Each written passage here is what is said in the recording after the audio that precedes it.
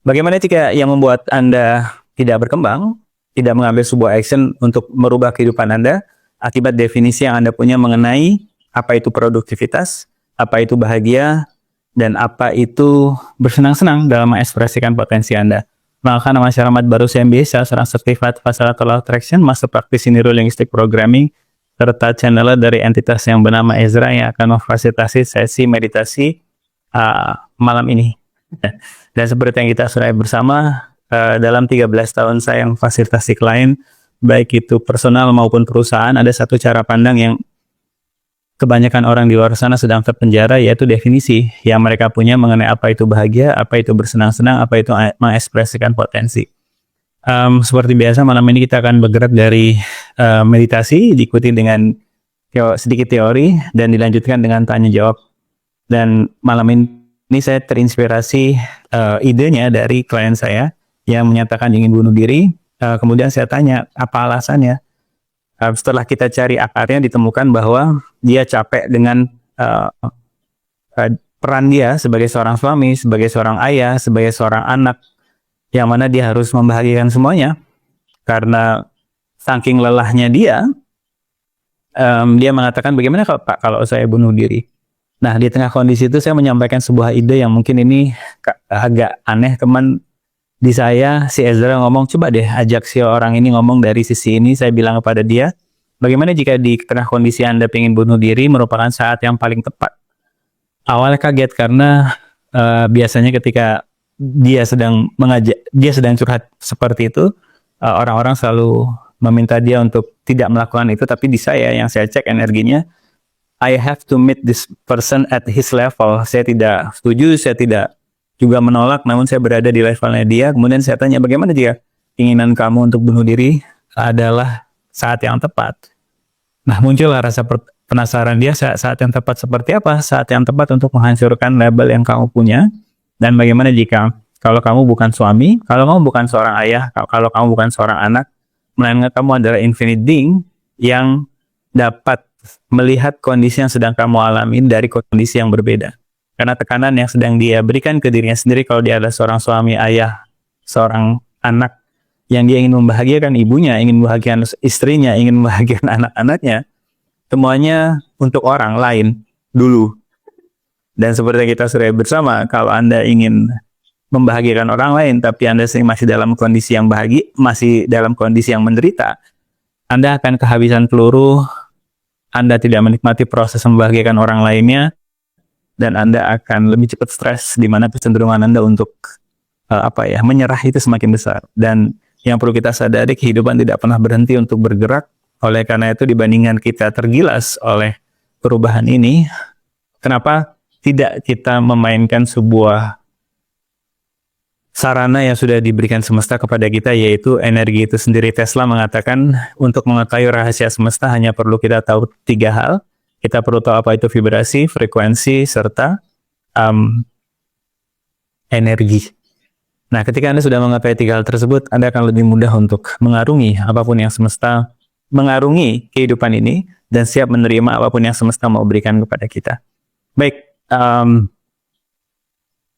nanti akan kita temukan kejelasan dari bagaimana apa hubungannya dengan membunuh label yang kita punya, dan semangat Anda untuk mengekspresikan potensi Anda, berkarya, menikmati prosesnya, sehingga mimpi Anda lebih mudah untuk diwujudkan.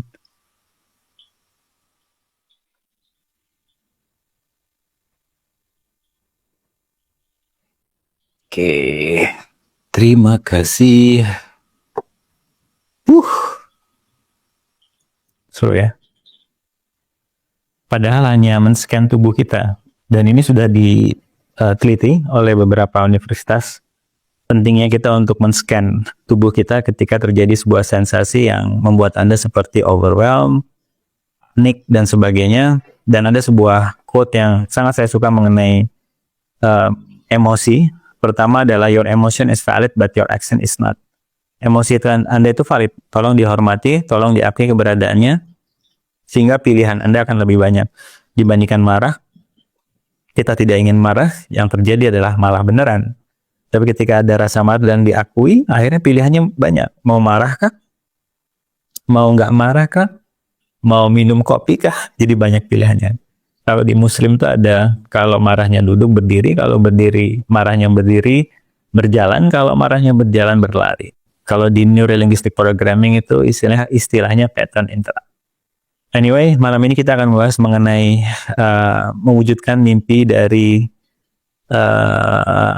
mimpi menjadi sebuah kenyataan yang banyak orang di luar sana, bukan Anda yang ada di sini, masih bingung apa sih yang dimaksud dengan mewujudkan mimpi, bagaimana caranya. Sedangkan saya nggak tahu, saya diciptakan di hidupan ini fungsinya buat apa. Plato pernah bilang,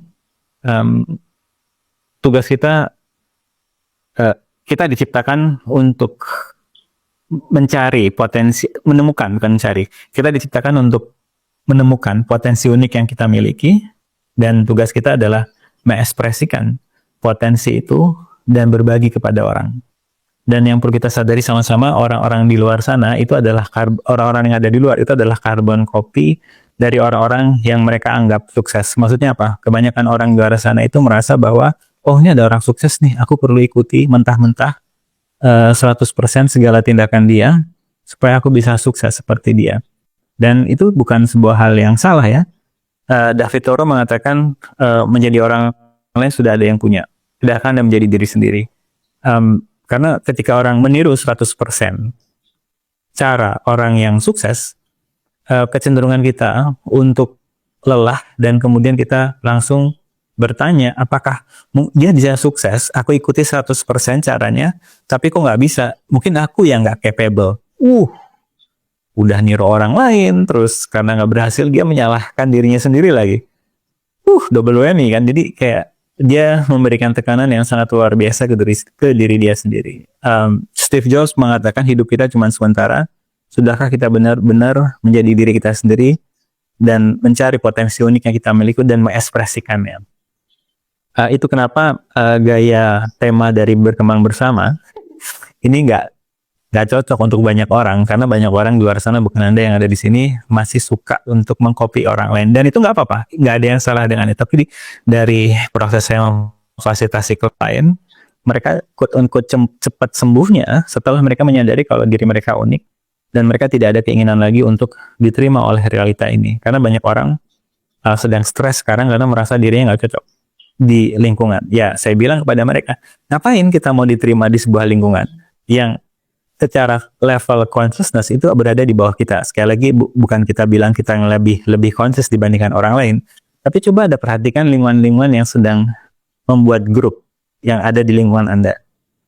Kalau isi pembicaraan di grup tersebut adalah kompetisi, terutama berkompetisi bercerita siapa yang paling sial di kehidupan mereka. Kemarin kamu pas COVID di karantina berapa hari? 10 hari. Wah, itu belum parah. Aku yang 30 hari, berarti aku yang menang di sini. Nah, secara logika aja gitu ya, kita juga ngecek ngapain gue mau diterima di grup yang sedang berkompetisi seperti ini gitu.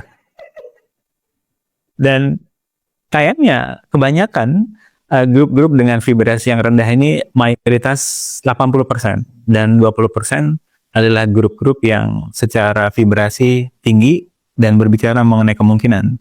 Oleh karena itu, kenapa berkembang bersama membuat 2 kali dalam seminggu? Pertama adalah untuk Anda siap-siap di hari Senin, menghadapi bos, teman, dan menghadapi realita, agar Anda tetap bersenang-senang. Dan di hari Rabu adalah check up.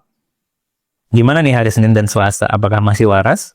Atau karetnya udah mengecil? Nanti kita gedein lagi dengan satsang seperti ini. Satsang adalah pendekatan non-duality mengenai ngobrol bareng, yang sebenarnya satsang yang benar itu bukan yang benar ya. Satsang yang dari sononya gitu ya.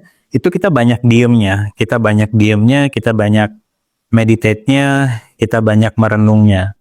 Tapi nggak apa, nanti pelan-pelan saya akan semakin sedikit berbicara, kita akan lebih banyak untuk kembali ke dalam. Tapi itu belumlah saatnya, karena kita masih di kondisi yang perlu pemicu untuk menimbulkan sebuah pembicaraan. Anyway, seperti yang saya ceritakan di depan tadi, ide malam ini terinspirasi dari klien saya yang ingin bunuh diri, yang dia merasa lelah dengan label yang dia punya. Dia adalah seorang ayah, dia adalah seorang suami, dia adalah seorang anak dari seorang ibu, bapaknya udah meninggal, dan dia ingin membahagiakan ketiga orang ini. Dia ingin membahagiakan istrinya, dia ingin membahagiakan anak-anaknya, dan dia ingin membahagiakan ibunya.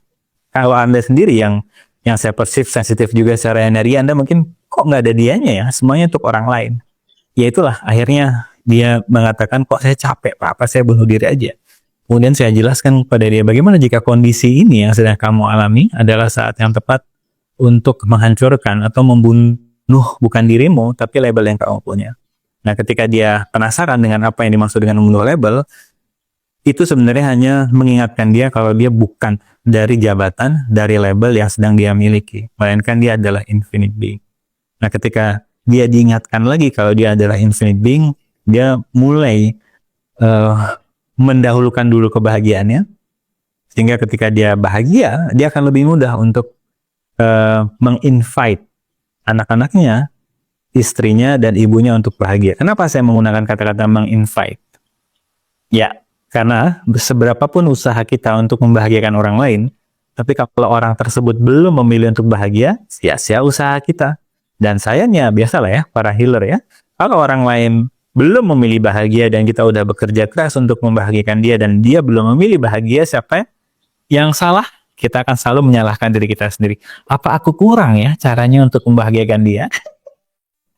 Akhirnya Anda nggak ada waktu untuk mewujudkan mimpi Anda lebih banyak ngurusin kehidupan orang lain. Sekali lagi mungkin kita kedengarannya egois di sini, dan bagaimana jika satu-satunya komitmen yang perlu Anda jaga adalah, sudahkah hari ini dari waktu ke waktu Anda berkomitmen untuk mewujudkan mimpi Anda menjadi kenyataan dengan cara yang bersenang-senang. Karena itu tadi, seberapapun usaha kita untuk membahagiakan orang lain, kalau orang lain tersebut belum memilih untuk bahagia, sia-sia kerjaan kita. Dan menariknya juga, kalau Anda mengekspresikan potensi Anda, mewujudkan mimpi Anda jadi kenyataan, dari energi menjadi reality, dan siapa pendiri Amazon itu, Jeff Bezos, mengatakan nggak ada tuh istilah stres. Stres itu terjadi karena semuanya Anda taruh di kepala dan Anda tidak mengekspresikannya. Kalau dari sisi spiritual, kalau Anda merasa stres, bisa jadi semuanya masih berbentuk energi dan Anda tidak mengambil sebuah keputusan untuk mewujudkan mimpi itu menjadi kenyataan. Dan yang perlu kita sadari sama-sama juga, definisi yang kita punya mengenai berkarya. Karena tadi ada di grup Talk with Energy, ini tuh ada pertanyaan cukup bagus. Dia bertanya, apa sih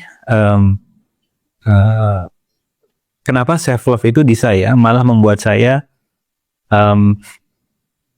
jauh dengan diri saya sendiri dan membuat saya tidak percaya diri, kalau nggak salah itu statementnya dia. Akhirnya saya jelaskan, yang membuat kita bingung itu sebenarnya definisi yang kita punya mengenai apapun itu. Banyak orang yang bingung mengenai meditasi, iya, karena dia masih menggunakan definisi meditasi versi saya misalnya. Itu kenapa saya selalu memberikan di depan itu semacam disclaimer, tolong jangan percaya saya, selalu percaya kesadaran Anda, karena tugas saya di sini bukan untuk membuat orang percaya dengan saya, karena saya nggak butuh follower. Saya malam ini hanya ingin mengekspresikan potensi saya dengan bersenang-senang, karena ketika Anda bertanya itu seperti Anda itu sedang memfasilitasi saya untuk kembali ke dalam. Itu yang saya suka, kenapa saya selalu membuat kayak gini, sebenarnya bukan untuk memfasilitasi Anda, tapi Anda itu sedang memfasilitasi saya. Jadi ketika Anda bertanya, saya langsung masuk ke dalam, yang akhirnya ketika besok saya ketemu karena besok saya ada rapat dengan beberapa perusahaan di perkebunan, karena harga buah lagi unik nih. Besok kami rapat dan energi yang saya persif besok itu agak unik dan saya butuh energi yang unik juga gitu, dan akhirnya saya menarik Anda untuk hadir malam ini untuk memfasilitasi saya. Jadi kita lihat apa yang bakal terjadi ya. Dan yang kedua yang perlu kita sadari adalah kebanyakan orang lupa bahwa kita hanya bisa mengontrol action kita. Kita tidak bisa mengontrol hasil akhir. Albert Einstein mengatakan definisi orang gila adalah berusaha untuk mengendalikan usaha dia, mengendalikan hasil lahir, dan lupa untuk mengendalikan usaha yang dia bisa kendalikan, yaitu usaha dia menuju ke sana. Gimana sih quote-nya? Orang gila itu adalah orang yang berusaha untuk mengendalikan hasil lahir dan tidak mengendalikan usaha dia menuju ke sana. Artinya apa? Sudahkah kita bersenang-senang dalam mengekspresikan potensi kita? Karena kebanyakan orang sedang terjebak di level stres yang tinggi. Besok ada presentasi, malam ini stres, seperti saya malam ini ya. Besok ada pertemuan, saya sudah stres. Cuma saya baru ingat, oh iya ya, besok kan acaranya,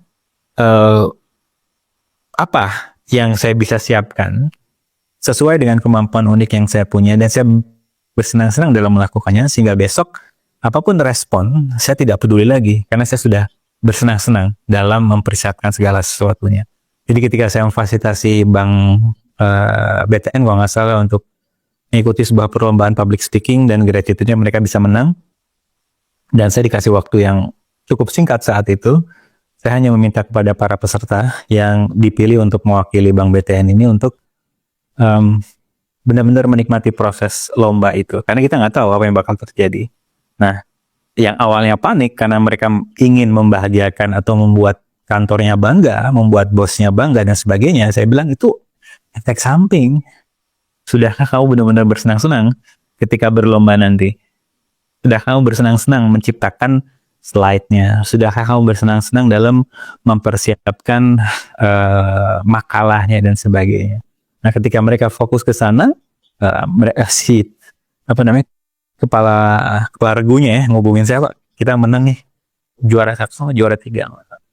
Nah, dari itu membuat saya semakin yakin bahwa satu-satunya yang bisa kita kendalikan di kehidupan kita adalah respon kita, bukan permasalahannya. Sudahkah Anda bersenang-senang dalam mewujudkan mimpi Anda? Dan ada sebuah quote dari Jack Canfield, penulis buku Chicken Soup for the Soul. Dia mengatakan bahwa tidak ada satupun orang-orang sukses yang saya wawancarai itu tahu masa depan itu seperti apa. Mereka bisa sukses setelah saya tanya, karena mereka mengambil sebuah keputusan apa yang ada di depan mereka. Jadi di sini mungkin kita mulai menyadari orang-orang yang kita anggap sukses dan kita idolai. Coba cek energinya atau coba cek langkah yang dia ambil. Biasanya mereka mengambil sebuah keputusan apapun itu. Nah, bagaimana jika dan ini juga ada research-nya ya. Ketika saya ingin belajar produktivitas, saya langsung tertarik dengan salah satu profesor di Stanford, B.J. Fogg. Dan ketika kita komunikasi mengenai produktivitas, dia nanya, apa yang ingin kamu buat, Rahmat? Saya ingin buat buku, Pak. Om, emang om gue. Saya ingin buat buku. Kemudian dia memberikan link. Dia mengisi kuliah, memberikan kuliahnya ke anak didiknya. Di mata kuliah itu dia menerangkan sebuah cara pandang yang cukup menarik buat saya, yaitu motivasi tidak bisa diandalkan. Yang bisa diandalkan adalah kebiasaan kecil rutin. Kita nggak bisa berharap dengan motivasi, dan ini kita bisa lihat nanti awal Januari yang daftar gym. Yang daftar ke gym itu naik sekitar 70-80%.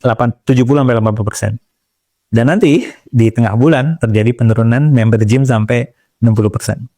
Kenapa? Ya itu tadi, karena semuanya mengandalkan motivasi.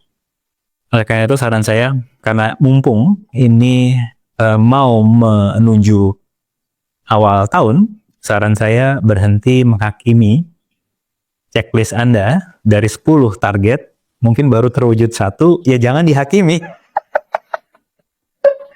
Klien saya 2 hari yang lalu panik nelfon saya, ini gimana ya, gue udah bikin tahun ini 10 target nih, tapi cuma 1 yang terwujud, kata dia. Karena kita lama ya, dia udah bertahun-tahun sama saya.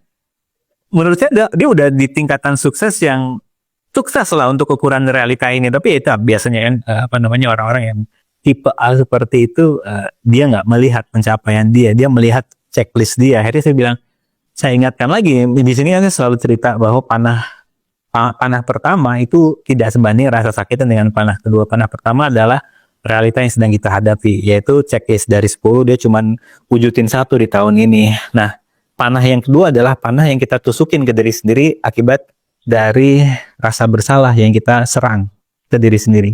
Tuh kan, tolol sih lo, bego sih lo. Nah, itu rasa sakitnya luar biasa.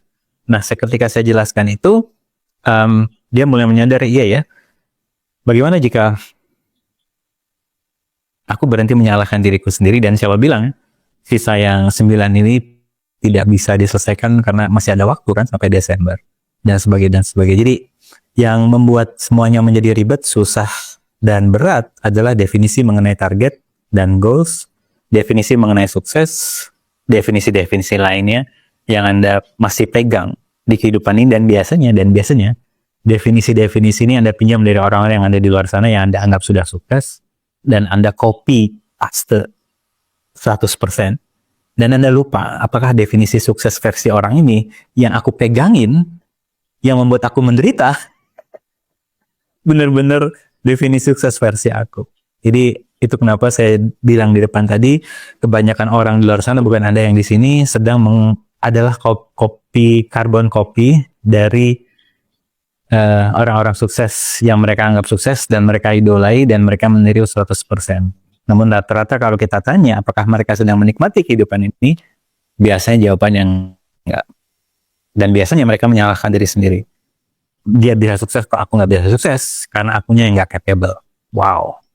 It's okay, itu adalah perjalanan mereka. Paling kita yang berkesadaran di sini bisa lihat, oh begitu ya, buktinya kalau kita meniru orang lain dan kita nggak ngecek ke diri kita sendiri apakah realitas sukses orang itu, definisi yang dia punya, itu cocok buat kita. Karena kita yang berkesadaran biasanya menyadari bahwa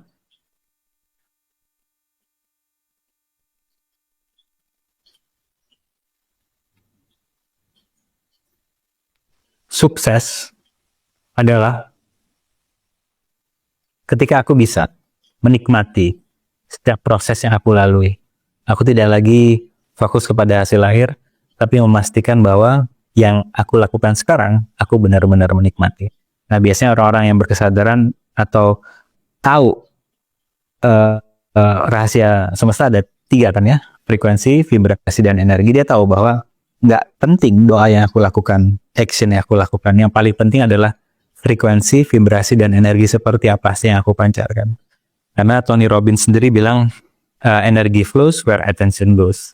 So, it's not about the action itself, tapi kita orang-orang yang sensitif secara frekuensi, energi, dan vibrasi ini menyadari bukan actionnya, tapi energi apa yang mendasarinya, vibrasi apa yang terpancarkan setelah kita ambil action itu, frekuensi apa yang sedang kita tarik ketika kita mengambil action tersebut.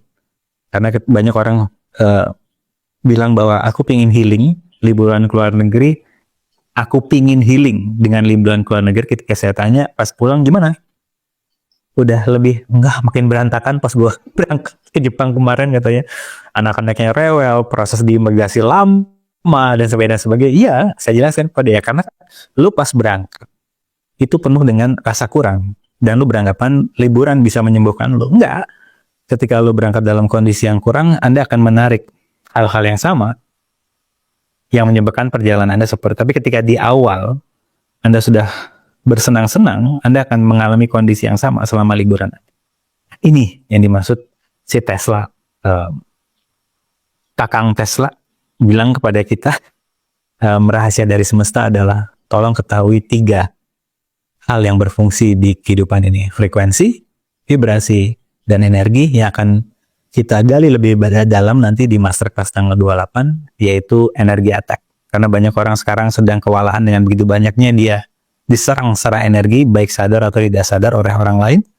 Dan di kelas tanggal 28 nanti akan kita gali apa yang dimaksud dengan energi attack, bagaimana kita bisa menemukan definisi yang oke, sehingga kita bisa mengolah serangan-serangan energi tersebut dan kita netralkan. Tugas kita bukan untuk menyerang kembali ya, karena saya sangat tidak menyarankan orang-orang yang berkesadaran tinggi untuk menyerang orang lain secara energi, karena biasanya lebih parah kondisi kitanya.